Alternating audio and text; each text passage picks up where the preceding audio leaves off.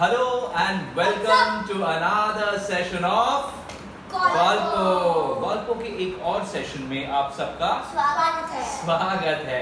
और आज हम जिस देश की लोक कथा लेकर आए हैं, उस देश में जब एक दूसरे से लोग मिलते हैं तो कहते हैं आपका स्वागत है। हम नमस्ते। हम कौन से देश की बात कर रहे हैं? हम हिंदुस्तान की बात कर रहे हैं। और आज हम जिस देश की लोक कथा जो लोक कथा हम लोग लेकर आए हैं वो है महाभारत से।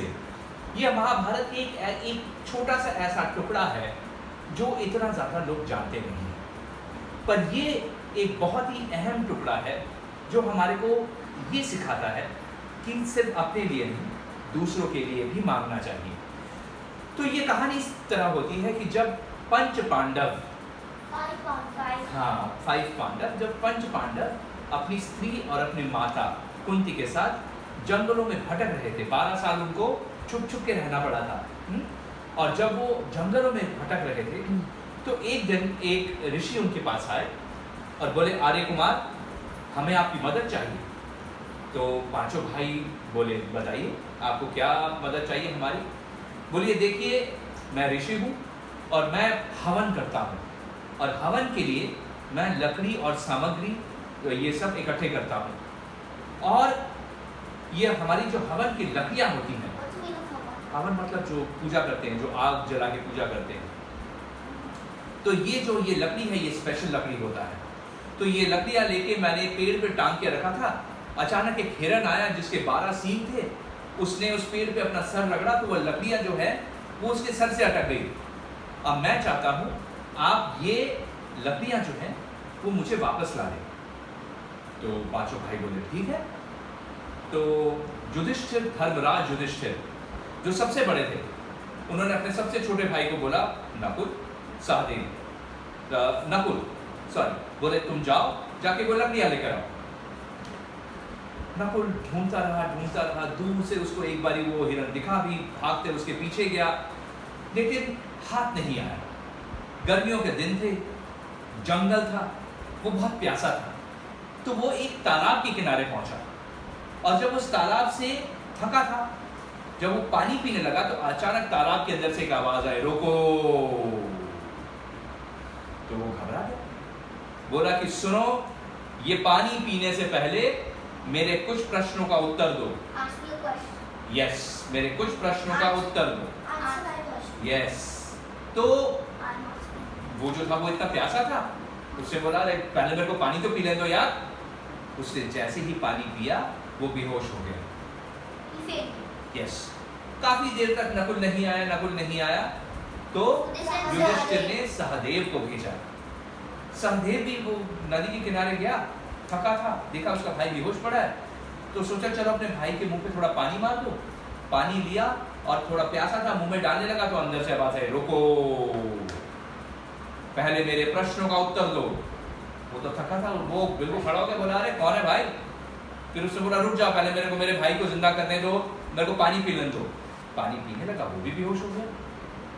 जब काफी देर तक ये नहीं आए तब युधिष्ठिर ने अर्जुन को भेजा। अर्जुन का भी वही हाल हुआ।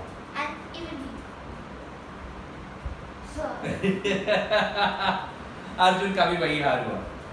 तो जब ऐसा हुआ तो भीम आया। भीम ने वहां पे आके देखा तीनों उसके भाई जो है वो बेहोश पड़े हैं। उसने हाथ में लेकर गदा घुमाना चालू कर दिया, कौन है बे, सामने आ, हाथ तोड़ दूंगा, पांव तोड़ दूंगा।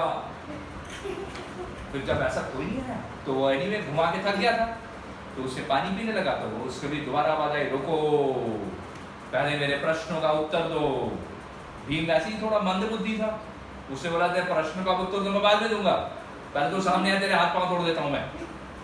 फिर ऐसे सोच के फिर जैसे ही वो पानी पीने लगा वो भी बेहोश हो गया। अब युधिष्ठिर जो था वो बहुत देर तक वेट करता रहा, बोला, अरे मेरे चारों भाई गए कहाँ। युधिष्ठिर भी उस ढूंढते उस तालाब के किनारे आया। युधिष्ठिर जो था वो बहुत ही बुद्धिमान था, इसलिए, और वो बहुत ज्यादा धर्म को भी मानता था, इसलिए उसको धर्मराज बोला जाता था। Dharmaraj, somebody who believes in everything which is right, yeah, and never lies. तो जब वो पानी में उसने हाथ लगाया तो नीचे से आवाज आई, रोको, पहले मेरे प्रश्नों का उत्तर दो। तो युधिष्ठिर वहीं बैठ गया। ठीक है, आप मुझे प्रश्न पूछिए, मैं उसके उत्तर देता हूं।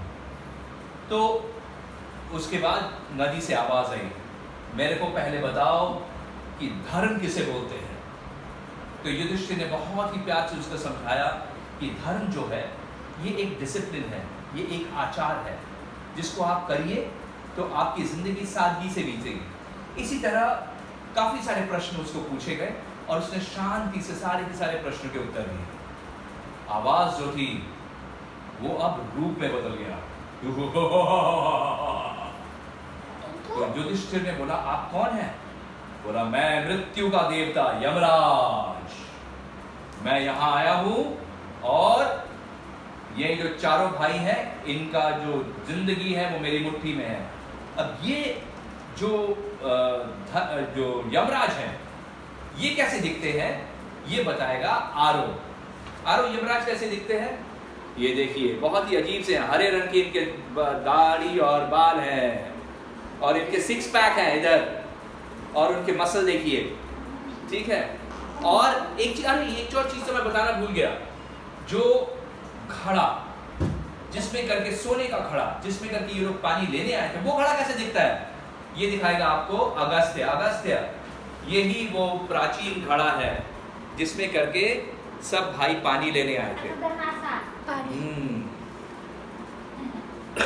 तो यमराज जो थे बोले, बहुत खुश है, बोले तुम सचमुच धर्मराज कहलाने के लायक हो, मांगो। तुम्हारे 4 भाई हैं, 4 में से किसी एक का जीवन मैं वापस दे सकता हूं, मांगो किसका तुम्हें जीवन चाहिए। तो युधिष्ठिर थोड़ी देर तक सोचा और फिर बोला कि यमराज भगवान, मेरी 2 माताएं हैं, कुंती और माधुरी, और कुंती के 2-3 बेटे, उनमें से मैं हूं जो जिंदा हूं, लेकिन माधुरी के तो दोनों ही बेटे मर गए। इसलिए जबकि अर्जुन और भीम मेरे अत्यंत प्रिय हैं, मैं चाहूंगा कि आप नकुल या सहदेव दोनों में से किसी एक को जिंदा कर दें। ये सुनकर यमराज जो थे वो बहुत ही खुश हुए। बोले कि तुमने अपना नहीं सोचा, तुमने ये सोचा इस हालत में भी अपने माओ का सोचा, इसलिए मैं खुश होकर तुम्हारे सारे भाइयों का जीवन तुम्हें वापस करता। और ये कहकर यमराज विलीन हो गए और वो चारों भाई जिंदा हो गए। और उन्होंने पूछा युधिष्ठिर से, ये क्या हुआ था भाई साहब? तो युधिष्ठिर ने ये सारी बात बताई।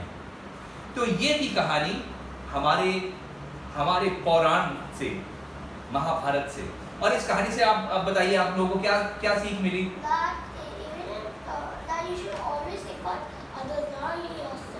यस, हमें सबसे पहले दूसरों के बारे में सोचना चाहिए, दूसरे का भला सोचना चाहिए, दूसरे के आनंद के बारे में सोचना चाहिए। या तो ये थी कहानी आज की गॉल्पो महाभारत से। हम मिलेंगे गॉल्पो के अगले सेशन में, और तब तक के लिए गुड नाइट।